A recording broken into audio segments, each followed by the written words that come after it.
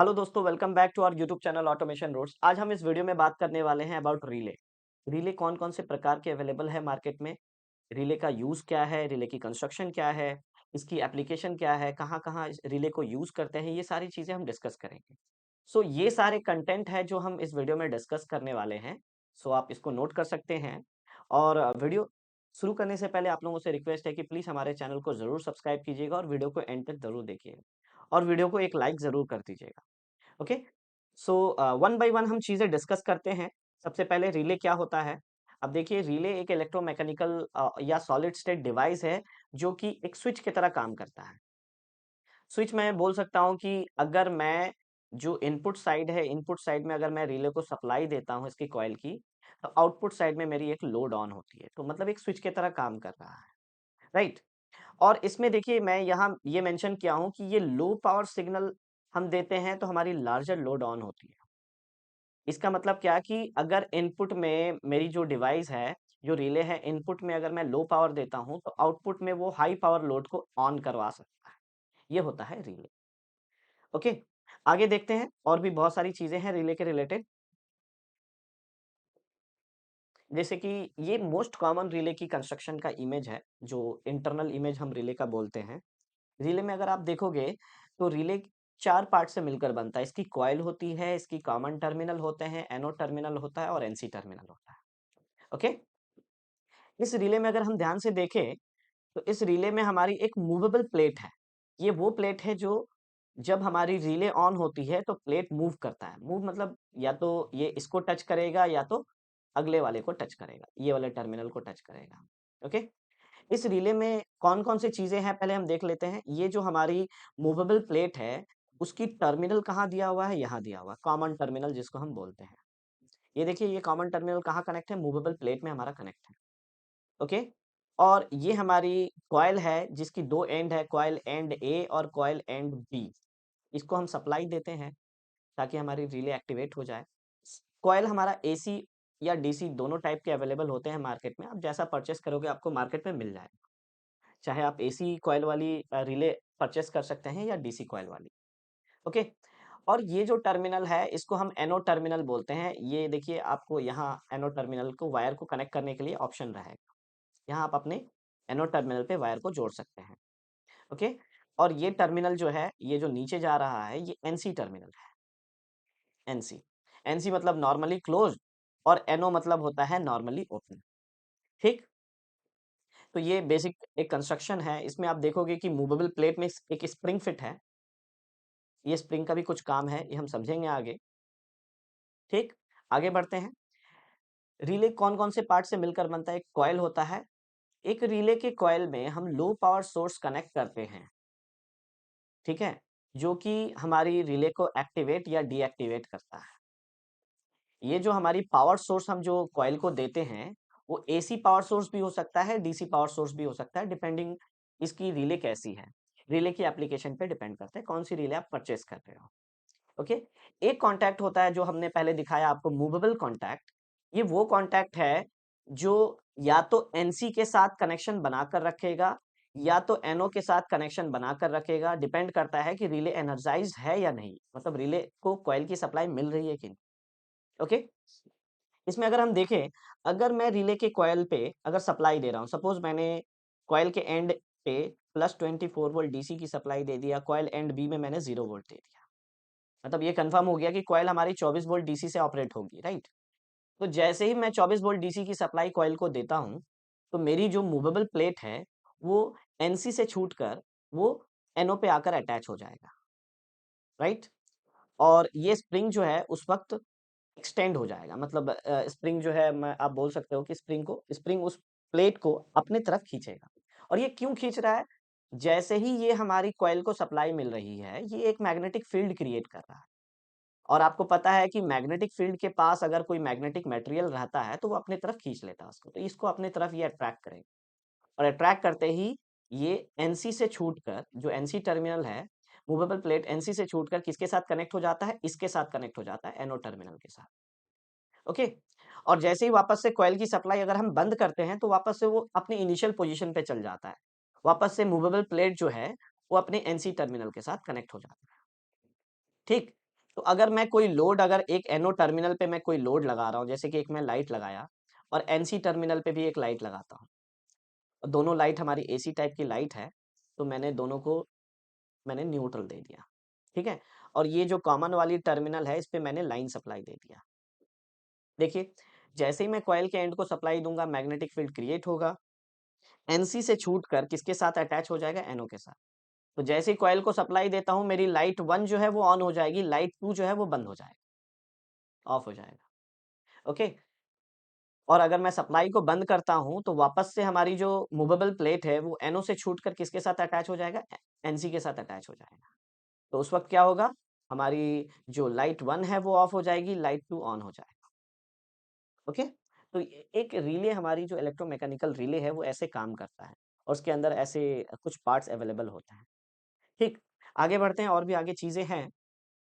जो भी चीजें मैं बताया कि मूवेबल कॉन्टैक्ट क्या होता है, जैसे कि एनसी के साथ कनेक्शन बनाकर रखेगा, या तो मूवेबल प्लेट एनओ के साथ कॉन्टैक्ट बनाकर रखेगा, डिपेंड करता है कि रिले हमारी ऑन है या ऑफ है।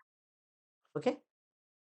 एनो टर्मिनल क्या होता है, एनो टर्मिनल हमारी वो टर्मिनल होती है जो जब रिले एनर्जाइज नहीं होता है, तो वो अपने मूवेबल प्लेट के साथ ओपन कनेक्शन बनाकर रखता है। और जैसे ही हम सप्लाई देते हैं रिले को, तो मूवेबल प्लेट जो है एनो के साथ टच हो जाएगा, और हमारी एनो पे जो लोड कनेक्ट रहेगा उसको ऑन कर देगा।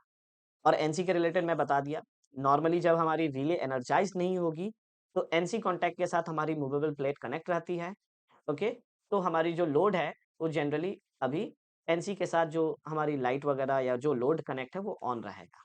ओके, जब रिले एनर्जाइज नहीं है। अब एक दूसरा टॉपिक है जिसको हम बोलते हैं रिले की पोल्स एंड थ्रो, क्या होता है ये समझते हैं।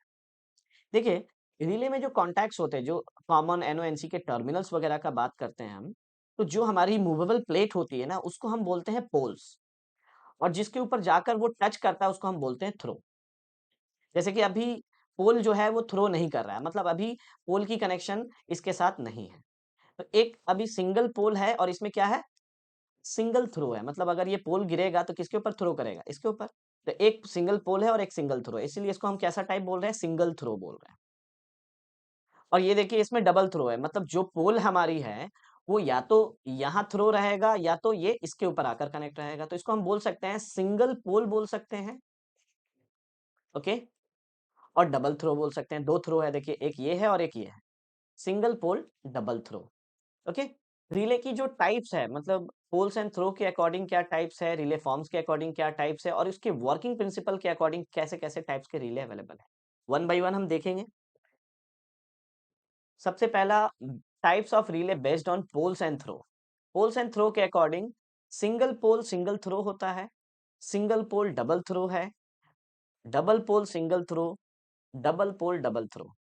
और भी इसके बहुत सारे टाइप्स है कि triple pole single throw, triple pole double throw, triple pole triple throw, और भी है, लेकिन मैंने कुछ डिस्कस किया है इस वीडियो में। ओके। आगे चलते हैं, ये देखिए, ये आपका सिंगल पोल सिंगल थ्रो जो मैं थ्रो के रिलेटेड समझा रहा था, इसमें एक पोल है और एक थ्रो है, right, one pole and one throw. इसमें देखिए सिंगल पोल डबल थ्रो, ये भी मैं समझा चुका हूं, इसमें दो थ्रो है और एक पोल है, right. Throw one throw two और एक पोल है। इसमें क्या है कि आपको दिखेगा कि इसमें पोल कितना है, दो पोल है। Okay. Pole one and pole two, दो पोल है। लेकिन क्या है कि इसको मैं सिंगल थ्रो इसलिए बोल रहा हूं क्योंकि ये दोनों पोल जो है, जैसे ही हम रिले को एनर्जाइज करते हैं ना, दोनों पोल एक बार में अटैच हो रहा है, तो इसको मैं डबल पोल सिंगल थ्रो बोल रहा हूँ। इसको मैं डबल थ्रो क्यों बोल रहा हूँ, क्योंकि हमारी पोल या तो इसके साथ कनेक्ट है या तो इसके साथ कनेक्ट रहेगा, इसलिए इसको मैं डबल थ्रो बोल रहा हूँ। ओके। तो ये हो गया हमारा double pole single throw relay. और इसमें देखिए डबल थ्रो, डबल थ्रो तब होगा जब हमारी एक पोल के लिए दो थ्रो अवेलेबल होगा, इसको हम बोलते हैं डबल थ्रो।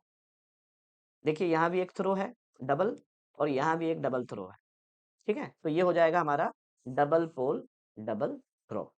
ये बेसिकली इंटरव्यू वगैरह में, जब आप कहीं इंटरव्यू वगैरह में जाते हो, तो रिले के रिलेटेड अगर पूछ रहा है तो ये पूछ सकता है कि थ्रो के अकॉर्डिंग, पोल के अकॉर्डिंग रिले के टाइप्स आप एक्सप्लेन कीजिए, तो आप ऐसे एक्सप्लेन कर सकते हैं। ओके। आगे बढ़ते हैं, types of relay based on form. Okay. 4 type के रिले हैं फॉर्म के according, form A, form B, form C and form D. और भी फॉर्म्स अवेलेबल है, लेकिन मैंने सिर्फ 4 फॉर्म्स को एक्सप्लेन किया है इसमें, ठीक है। फॉर्म ए रिले देखते हैं क्या होता है। फॉर्म ए रिले जो है बेसिकली क्या है, एक single pole single throw relay को हम फॉर्म ए रिले बोलते हैं। मतलब ये कैटेगरी कौन सी कैटेगरी में आता है, single pole single throw, form A के कैटेगरी में आता है, जिसमें एक आपका पोल रहेगा, एक थ्रो रहेगा। ओके, आगे चलते हैं। ये form B relay. Form B में क्या है कि एक सिंगल पोल और एक सिंगल थ्रो है, लेकिन आपकी पोल इनिशियली पहले ही थ्रो कर रहा है, मतलब पहले ही आपके थ्रो के साथ कनेक्ट है। मतलब ये बोल सकता हूँ ये एनसी टाइप रिले है, single pole single throw NC type. Okay, आगे बढ़ते हैं। ये फॉर्म सी है। सिंगल पोल जो डबल थ्रो होता है ना, उसको हम फॉर्म सी के कैटेगरी के अंदर डाल सकते हैं। इसमें आप देखिए, इसमें क्या है कि एक सर्किट अगर क्लोज रहेगा तो दूसरा सर्किट ओपन रहता है, जैसे नॉर्मल रिले काम करता है हमारा। और इसको हम कैटेगरी बोल सकते हैं break before make. Break before make मैं क्यों बोल रहा हूं, it is also known as break before make because it breaks open one circuit before closing the other circuit. मतलब अगर मैं दूसरे सर्किट के साथ पोल को टच करवा रहा हूं रिले को ऑन करके, तो पहले सर्किट को वो ब्रेक कर देगा, ठीक है। इसको बोलते हैं ब्रेक बिफोर मेक। ओके, और एक ये है ब्रेक, ये है हमारा, इसको बोल सकते हैं make before break. Make before break मतलब कि इसमें हमारी जो थ्रो है दोनों एक साथ इनिशियली कनेक्ट रहता है, पहले ही कनेक्ट रहता है। और जैसे ही मैं रिले को एक्टिवेट करूंगा ना, तो रिले को एक्टिवेट करते ही हमारी ये जो दोनों थ्रो है एक दूसरे से सेपरेट हो जाता है, और हमारी पोल जो है किसी एक पर्टिकुलर थ्रो के साथ अटैच हो जाता है। ओके, आप देख सकते हैं यहाँ अवेलेबल है। ठीक, आगे चलते हैं। ये अब हमारी टाइप्स है based on working principle. Working principle के अकॉर्डिंग ये बहुत इंपॉर्टेंट है, आप लोग समझना जरूर। एक होता है रिले वर्किंग प्रिंसिपल के अकॉर्डिंग इलेक्ट्रोमैकेनिकल रिले, जो हम बेसिक रिले में समझा रहे थे, रिले की वर्किंग समझा रहे थे, वो सारे इलेक्ट्रोमैकेनिकल रिले के रिलेटेड समझा रहा था। एक है सॉलिड स्टेट रिले, एक होता है हाइब्रिड रिले, एक होता है रीड रिले, इलेक्ट्रोथर्मल रिले, और एक होता है polarised and non polarised relay. ये देखिए, ये है हमारी इलेक्ट्रोमैकेनिकल रिले। जो नॉर्मल रिले हम यूज करते हैं ना, इलेक्ट्रोमैकेनिकल रिले होता है। ओके, जिसमें common terminal, anode terminal, NC terminal और कॉइल होती है। ओके, तो इसकी वर्किंग तो मैं एक्सप्लेन करूंगा नहीं, मैं पहले ही एक्सप्लेन कर चुका हूं। आगे चलते हैं। ये एक इंपॉर्टेंट रिले है जिसको हम बोलते हैं सॉलिड स्टेट रिले। इसमें क्या है कि इसमें कोई हमारी जैसे कि कोई कॉइल वगैरह नहीं होगी, कोई मैग्नेटिक फील्ड वगैरह क्रिएट नहीं होगा। ओके, इसमें क्या है कि आपको एक लाइट एमिटिंग डायोड सर्किट दिख रहा है, और एक हमारी लोड सर्किट दिख रहा है। ये सर्किट को हम ऑप्टो कपलर भी बोल सकते हैं। ऑप्टो कपलर में इस सर्किट को यूज करते हैं। जो भी बंदे हमारे पीएलसी के वीडियोस वगैरह देखते हैं, वो उन्हें पता होगा कि ऑप्टो कपलर हम कहाँ यूज करते हैं। ओके, इसमें आप देखिए, अगर मैं कोई सप्लाई, सपोज मैं डायोड के थ्रू यहाँ सप्लाई इसको डायोड को दे रहा हूँ, तो ये आगे जो सर्किट है लोड सर्किट, सपोज मैं लोड में एक लाइट लगाता हूँ, कंसीडर कर लेते हैं कि एक लाइट। ओके, तो अभी फिलहाल जो है हमारी लोड ऑन नहीं है, क्योंकि ये जो है ये एक्टिवेट तभी होगा जब इसको लाइट सिग्नल रिसीव होगा। ओके, और ये लाइट सिग्नल रिसीव कब होगा, जब हमारी कंट्रोल इनपुट पे हम सप्लाई देते हैं। जैसे ही हम कंट्रोल इनपुट पे हम सप्लाई देते हैं, हमारी लाइट सिग्नल के थ्रू ये सर्किट एक्टिवेट हो जाता है। मतलब ये पहले ओपन सर्किट बनाकर रखा था, अब ये क्लोज सर्किट बनाएगा, तब जाके हमारी लोड काम करेगा।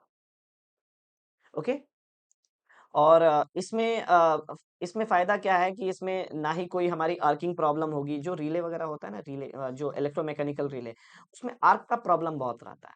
आर्किंग समझते हो ना? वो इलेक्ट्रिकल आर्क का प्रॉब्लम रहता है, तो उस चीज़ को ये क्या करता है, हटा देता है सॉलिड स्टेट रिले। और सेफ्टी भी है। हम इसमें क्या कनेक्ट कर रहे हैं और आउटपुट में क्या कनेक्ट कर रहे हैं, इससे मैटर नहीं करता। यही सेम हमारी इलेक्ट्रोमैकेनिकल रिले में भी वही है कि हम कॉइल में क्या सप्लाई दे रहे हैं और एनओएनसी कॉमन टर्मिनल में क्या कनेक्ट कर रहे हैं, उससे तो मैटर करता नहीं है। लेकिन वहाँ आर्किंग का प्रॉब्लम था, उसको हटाने के लिए हमारी दूसरी रिले बनी, जो सॉलिड स्टेट रिले कहते हैं। एक सॉलिड स्टेट रिले देखने में ऐसा होता है। बहुत सारे टाइप्स के relay, solid state relay available है मार्केट में। ओके, और यहाँ मेंशन भी है कि आप सॉलिड स्टेट रिले को क्या सप्लाई दे सकते हो। यहाँ मेंशन है 3 से 32 वोल्ट डीसी तक आप इनपुट सप्लाई दे सकते हैं। ओके, सॉलिड स्टेट रिले के लिए कुछ मैं मेंशन करके रखा हूँ, नेक्स्ट स्लाइड में देखते हैं। सॉलिड स्टेट रिले क्या है? एक सेमीकंडक्टर डिवाइस से मिलकर सॉलिड स्टेट रिले बनता है। जब हम when the control input is applied to a solid state relay, जब हम इनपुट प्रोवाइड करते हैं तो हमारी एलईडी जो है वो ऑन हो जाता है, जो क्या करता है, एक इंफ्रारेड लाइट प्रोड्यूस करता है। ओके, मतलब जैसे ही हम इस डायोड को, लाइट एमिटिंग डायोड को सप्लाई देते हैं तो एक इंफ्रारे प्रोड्यूस करता है ये। उसके आगे क्या है, इंफ्रारे प्रोड्यूस करते ही जैसे ही लाइट सिग्नल जो है रिसीव होगा, हमारी सेमीकंडक्टर जो आउटपुट में कनेक्ट है, वो लाइट सिग्नल को क्या करेगा, इलेक्ट्रिकल सिग्नल में कन्वर्ट करेगा, जो हमारी आउटपुट के लोड को ऑन करता है। लोड में जो हमारी आउटपुट कनेक्ट रहेगी उस सर्किट को एक्टिवेट करता है। ओके, और इसकी जो स्विचिंग है नॉर्मल इलेक्ट्रोमैकेनिकल रिले से अगर मैं कंपेयर करूं तो इसकी स्विचिंग फास्ट है, हाई स्पीड है, और इसकी पावर कंजम्पशन जो है, अगर मैं पावर कंजम्पशन का बात करूं तो इसकी पावर कंजम्पशन इलेक्ट्रोमैग्नेटिक रिले के अकॉर्डिंग कम है, बहुत कम है, वेरी लो पावर कंजम्पशन। और इसकी लाइफ स्पैन ज्यादा होती है क्योंकि इसमें तो कोई मूवेबल कॉन्टैक्ट है नहीं, जो फिजिकल डैमेज होगा नहीं, इसलिए इसकी लाइफ जो है लॉन्गर रहता है नॉर्मल रिले के अकॉर्डिंग, नॉर्मल इलेक्ट्रोमैकेनिकल रिले के अकॉर्डिंग इसकी लाइफ लॉन्गर रहती है। ओके, कोई फिजिकल कॉन्टैक्ट है नहीं जो जल जाएगा या कुछ हो जाएगा।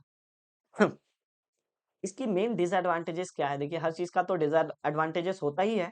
इसकी रिले क्या है कि जब भी हम अपनी, मतलब सॉलिड स्टेट रिले को यूज करते हैं, वोल्टेज ड्रॉप का चांसेस है कि वोल्टेज ड्रॉप होता है सर्किट में। और अगर आपको आपको पता है कि अगर हमारी कोई भी थोड़ी सी वोल्टेज ड्रॉप होती है तो वो हमारा पावर को वेस्ट करता है, और वो वेस्ट कहाँ से निकलता है, in the form of heat निकलता है, हीट के अकॉर्डिंग वो जनरेट होता है। आपकी सॉलिड स्टेट रिले अगर गर्म हो रही है ना, मतलब कि वो ज्यादा पावर कंज्यूम कर रहा है। ओके, तो इसमें एक डिसएडवांटेजेस है कि वोल्टेज ड्रॉप होता है हमारे सेमीकंडक्टर के जो अक्रॉस, और जिसके वजह से हमारी पावर वेस्ट होती है, जो इन the form of heat generate करता है, हीट लॉस होता है इसमें। ओके, अच्छा, देखिए दोनों में कुछ ना कुछ इलेक्ट्रोमैकेनिकल जो रिले था उसमें क्या प्रॉब्लम था, आर्किंग का प्रॉब्लम था, राइट, आर्किंग का प्रॉब्लम था। ओके, एक ये प्रॉब्लम था उसमें, और उसमें आपको मतलब अगर मैं बात करूं सॉलिड स्टेट रिले में, तो सॉलिड स्टेट रिले में क्या प्रॉब्लम है कि ये वोल्टेज ड्रॉप से झेलता है, इसमें वोल्टेज ड्रॉप होता है जिसके वजह से हीट लॉस होता है। ओके, पावर वेस्ट होता है। तो इस दोनों को रेक्टिफाई करने के लिए हमारा दूसरा रिले बना जिसको हम लोग बोलते हैं हाइब्रिड रिले। हाइब्रिड रिले, ये रिले क्या है, ये दोनों सॉलिड स्टेट रिले और इलेक्ट्रोमैकेनिकल रिले का कॉम्बिनेशन मिलाकर हम हाइब्रिड रिले कहते हैं। देखिए एक हाइब्रिड रिले देखने में ऐसा होता है, आपको मार्केट में मिल जाएगा, बहुत सारे अलग अलग वेंडर्स की हाइब्रिड रिले मिलते हैं मार्केट में। इसमें अगर आप देखोगे सर्किट को पहले हम रीड करते हैं, एक रिले कंट्रोल सर्किट है जो पावर सप्लाई प्रोवाइड करेगा। ये रिले कंट्रोल सर्किट जो है सॉलिड स्टेट रिले की इनपुट को सप्लाई प्रोवाइड कर रहा है। देखिए रिले कंट्रोल सर्किट का एक टर्मिनल जो है हमारी इसके साथ कनेक्ट है, और दूसरा टर्मिनल जो है हमारा रिले के कॉइल के एक एंड के साथ कनेक्ट है। इसकी जो हमारी डायोड की जो दूसरी टर्मिनल है ये कहाँ कनेक्ट है, ये कनेक्ट है हमारी कॉइल के दूसरे एंड पे। ओके, और इसकी जो लोड है, ये जो हमारी सॉलिड स्टेट रिले की जो लोड है वो कहाँ कनेक्ट है, वो हमारी लोड सर्किट में कनेक्ट है। और जो हमारी इलेक्ट्रोमैकेनिकल रिले के जो कॉन्टैक्ट्स है, जो मूवेबल कॉन्टैक्ट और एनोड टर्मिनल, ये कहाँ कनेक्ट है, इसके पैरेलल में, या तो ये ऑन होगा या तो ये ऑन होगा, राइट। इसकी वर्किंग थोड़ा समझते हैं कैसे काम करता है, नेक्स्ट स्लाइड में समझते हैं। इसमें देखिए hybrid relay are the combination of both solid state relay and electromechanical relay. Okay, as we know that the solid state relay power को वेस्ट करता है in the form of heat, और electromechanical relay जो है वो contact में उसकी arcing problem है। सो ये हाइब्रिड रिले जो है दोनों को यूज करके ये डिसएडवांटेजेस जो उस दोनों का है उसको ओवरकम करता है। ओके, इस रिले के अंदर, in this relay, solid state relay and electromechanical relay are used in parallel, दोनों को पैरेलल में हम कनेक्ट किए हैं जैसे आपने देखा पिछले स्लाइड में। इसमें रिले कंट्रोल सर्किट जो है, ये रिले कंट्रोल सर्किट ये क्या करेगा, हमारी सॉलिड स्टेट जो रिले है उसको पहले ऑन करेगा। अगर आप देखोगे तो ये रिले कंट्रोल सर्किट जो है हमारी सॉलिड स्टेट रिले को एक्टिवेट करता है इनपुट सर्किट में। ओके, और उसके बाद क्या है कि जैसे ही हमारी सॉलिड स्टेट रिले है पहले ऑन हो रहा है, और ऑन होते ही हमारी सॉलिड स्टेट रिले क्या कर रहा है, लोड करंट प्रोवाइड कर दे रहा है। तो जैसे ही लोड करंट पहले ही प्रोवाइड कर दे रहा है, तो जो हमारी जो आर्किंग प्रॉब्लम था इलेक्ट्रोमैकेनिकल रिले के अकॉर्डिंग, वो हट जाएगा, क्योंकि पहले कौन ऑन हो रहा है इसमें? सॉलिड स्टेट रिले लोड को ले ले रहा है। और जैसे ही हमारी सॉलिड स्टेट रिले ऑन हो रहा है ना, तो हमारी देखिए, then the control circuit energises the electromagnetic relay. उसके साथ-साथ हमारी इलेक्ट्रोमैग्नेटिक रिले जो है, उसकी कॉइल को भी सप्लाई मिल रही है। और उसके बाद हमारी इसमें कोई आर्किंग तो है नहीं, आर्किंग है नहीं, तो हमारा जो एसएसआर है, सॉलिड स्टेट रिले, क्या करेगा? लोड को पैरेलली ऑन कर देगा।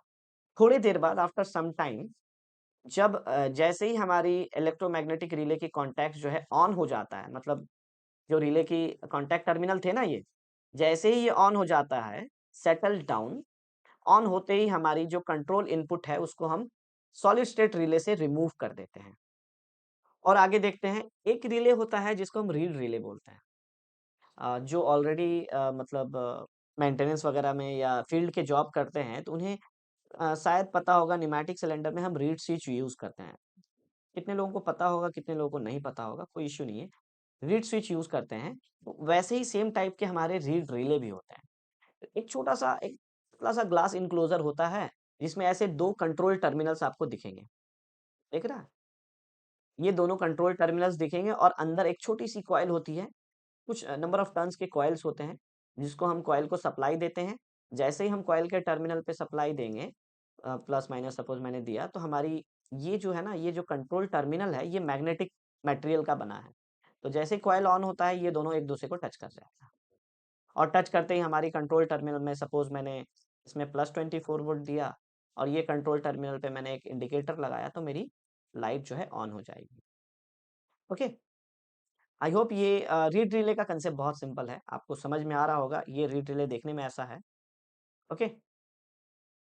इसको थोड़ा पढ़ लेते हैं क्या लिखा हुआ है। Read relay is made of reed switch and electromagnetic coil with a diode for back EMF. Okay? जब कॉइल को एनर्जाइज करते हैं, तो जो हमारी फेरोमैग्नेटिक मतलब क्या? जो मैग्नेटिक मटेरियल होता है, मैग्नेट के सामने आते ही वो बिहेव करता है, उसके तरफ अट्रैक्ट करता है। तो फेरोमैग्नेटिक ब्लेड जो है अटैक कर लेता है ईच अदर, ताकि हमारी एक सर्किट क्लोज हो जाए, ताकि एक क्लोज पाथ वो क्रिएट करे कंट्रोल टर्मिनल के थ्रू। इसमें क्या है कि कोई मतलब मूविंग आर्मेचर वगैरह है नहीं, तो इसमें हमारा कोई कॉन्टैक्ट का टूटना, ये सब कोई वेयर आउट प्रॉब्लम अवेलेबल नहीं है, ठीक है? और इसमें मतलब जैसे कि रस्ट अवेलेबल ना हो, मतलब कोई जंग ना लगे, कोई टर्मिनल पे कुछ प्रॉब्लम ना हो, तो उसके लिए इसमें ना इनर्ट गैस फिल करके रखा जाता है, ताकि इसकी लाइफ लॉन्ग जो है ज़्यादा रहे, लाइफ स्पैन ज़्यादा रहे। आगे बढ़ते हैं। ये है थर्मल ओवरलोड रिले। जैसे कि आप लोग यूज़ करते हो, ओवरलोड रिले यूज़ करते हो ना, सेम कंसेप्ट यही है। ओवरलोड रिले के अंदर क्या होता है कि एक हमारी हीटिंग कॉइल होती है। जैसे ही हम हीटिंग मतलब इसके थ्रू अगर हम सप्लाई देते हैं, सपोज़ लाइन और न्यूट्रल प्रोवाइड कर रहे हैं। अगर ये कॉइल, इसकी कॉइल की एक कैपेसिटी होती है ना, कि मैं इसके अंदर कितना करंट फ्लो करवाना चाहता हूँ। ये देखिए, सेटिंग पॉइंट होता है ना ऑयलर में, तो मैंने सपोज़ सेट कर दिया 7 एम्पीयर का। तो 7 एम्पीयर पे ये कॉइल क्या है, हीट करना शुरू करेगा। और जैसे 7 एम्पीयर से ज़्यादा क्रॉस किया, तो ये जो हमारी बाइमेटालिक स्ट्रिप होती है ना, ये बेंड होना शुरू कर जाता है। नेक्स्ट रिले इसकी जो मतलब जो वर्किंग जो अभी मैंने एक्सप्लेन किया है, उसके रिलेटेड यहाँ मतलब बताया गया है कि जनरली हम रिले को क्या, ओवरलोड रिले को मोटर की प्रोटेक्शन के लिए यूज़ कर रहे हैं ना, कि अगर 1 एम्पीयर के ऊपर गया, तो मेरी जो कंट्रोल सर्किट है वो ट्रिप हो जाएगा, बंद हो जाएगा। तो जनरली क्या बोल रहे हैं, वो तो मोटर की प्रोटेक्शन कर रहा है ना, ओवरलोड होने से। इसलिए मोटर की प्रोटेक्शन के लिए यूज़ कर रहे हैं। ओके? और यहाँ बता रहा है कि जैसे ही हमारी जो बाइमेटालिक स्ट्रिप है, अगर बेंड होता है, ये वाली जो स्ट्रिप है, बेंड होते ही इसकी नेचर क्या है, बायोमेटालिक स्ट्रिप का नेचर ये है कि अगर वो टेम्परेचर उसको ज़्यादा दिया जाता है ना, तो वो एक्सपैंड होता है और वो बेंड भी होता है। तो बेंड होते ही वो क्या करेगा, बेंड होते ही एक कॉन्टैक्ट को क्लोज़ कर देगा और दूसरे कॉन्टैक्ट को ओपन कर देगा, जो कि ट्रिप सर्किट को एक्टिव कर देता है। ओके? चलिए आगे चलते हैं। आगे देखिए, ये सारे एप्लीकेशन है रिले का। रिले की एप्लीकेशन, सबसे मोस्ट कॉमन एप्लीकेशन रिले का क्या है कि हम इनपुट पे क्या देते हैं, चाहे इलेक्ट्रोमैकेनिकल रिले हो या हमारी सॉलिड स्टेट रिले हो या थर्मल रिले हो, कोई इश्यू नहीं है। जो भी है, इसमें देखिए हम इनपुट पे क्या सप्लाई दे रहे हैं और आउटपुट पे क्या कनेक्ट कर रहे हैं, उससे मैटर नहीं करता है, क्योंकि हमारी रिले जो है, इनपुट आउटपुट जो है इलेक्ट्रिकली आइसोलेटेड होता है, राइट? जैसे कैसे देखिए, मैं बता रहा हूँ, हमारी जो पीएलसी होती है ना, पीएलसी जो आउटपुट निकालता है अपने आउटपुट से, वो 24 वोल्ट का जनरली मोस्ट केस में निकालता है। अब क्या करना है कि इस आउटपुट से मेरे को एक एसी इंडिकेटर ऑन करना है, जो लाइन और न्यूट्रल से ऑन होता है।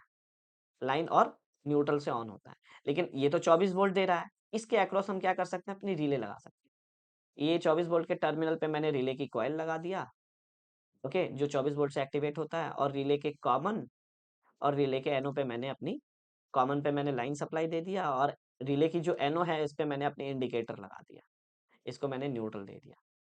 तो जैसे ही हम पीएलसी से अपनी आउटपुट को ऑन करते हैं लॉजिक बनाकर, तो मेरी आउटपुट ऑन होते ही ये 24 वोल्ट मिलते ही ये रिले एक्टिवेट हो जाता है। और रिले एक्टिवेट होते ही आपको पता है कि कॉमन टर्मिनल एनओ को टच करता है, तो हमारी ये लाइट क्या हो जाएगी, ऑन हो जाएगी। तो यही चीज यहाँ मेंशन है कि रिले आज use for isolating low voltage circuit from high voltage circuit. मतलब यहाँ हाई वोल्टेज था, एसी सप्लाई, लेकिन यहाँ क्या है, इनपुट में लो लो वोल्टेज है। ठीक है, इसको ना ऑटोमेटिक चेंज ओवर की तरह भी हम बोल सकते हैं कि ये एक ऑटोमेटिक चेंज ओवर प्रोवाइड कर रहा है। ऑटोमेटिक चेंज ओवर मतलब क्या, मैं बता रहा हूँ, देखिए।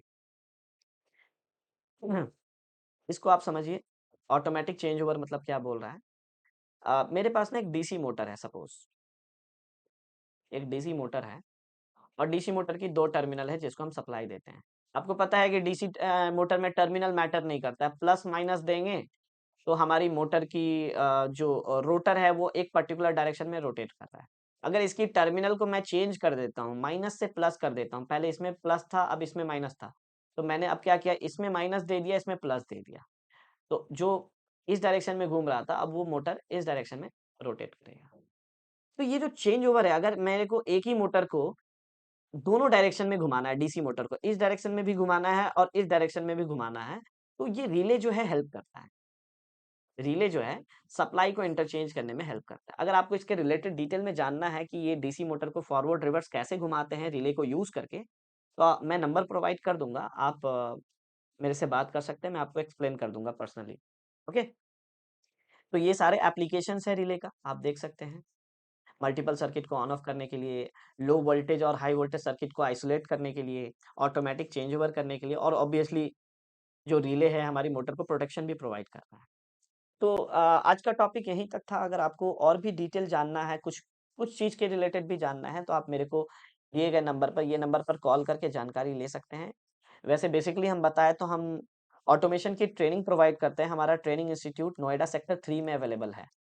नोएडा सेक्टर 3 E44, E44 वाली जो ऑफिस है सेक्टर 3 में, उसके बेसमेंट में हमारी ऑफिस है। हमारा लैब है ऑटोमेशन का, आप आकर विजिट कर सकते हैं और जानकारी ले सकते हैं कि क्या-क्या चीज़ों की ट्रेनिंग होती है हमारे पास, कितने महीने की ट्रेनिंग है, क्या-क्या चीज़ें हम ट्रेनिंग में रखते हैं, ओके।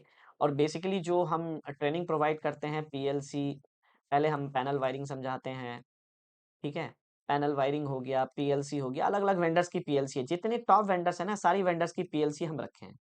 एचएमआई भी रखे हैं, ड्राइव के रिलेटेड बेहतरीन ट्रेनिंग आपको मिलेगा डेफिनिटली। कंप्लीट आप ड्राइव की कमीशनिंग सीख सकते हो, इंस्ट्रूमेंट्स के रिलेटेड सीख सकते हो। मार्केट में जो भी हमारे एनालॉग इंस्ट्रूमेंट्स है, या टेम्परेचर हो, प्रेशर हो, लोड हो, उसके अकॉर्डिंग आपको कंप्लीट डिटेल में प्रैक्टिकल करवाया जाएगा थ्योरी के साथ। इंस्ट्रूमेंट्स के बाद स्काडा भी डिज़ाइन करना आपको सिखाया जाएगा, और 2 से 3 क्लास हम ऑटोकैड की भी प्रोवाइड करते हैं, ताकि आपको डिज़ाइनिंग में भी हेल्प मिले।